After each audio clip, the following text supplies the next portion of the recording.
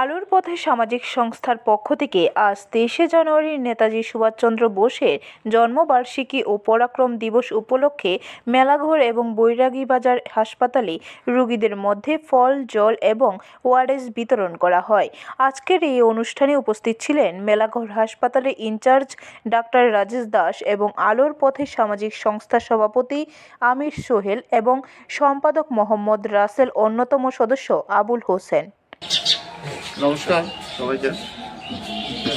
আজকে এই বিশেষ দিন 23শে জানুয়ারি সুভাষচন্দ্রজির আজকে জন্মজয়ন্তী।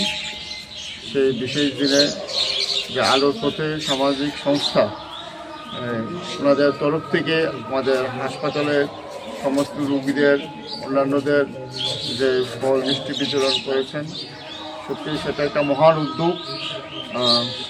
একটা আমাদের সবার তরফ থেকে, হাসপাতালের কর্তৃপক্ষের তরফ থেকে, সবার তরফ থেকে আমি ওনাদেরকে আন্তরিক অভিনন্দন জানাচ্ছি। ব্যুরো রিপোর্ট, খবর ত্রিপুরা।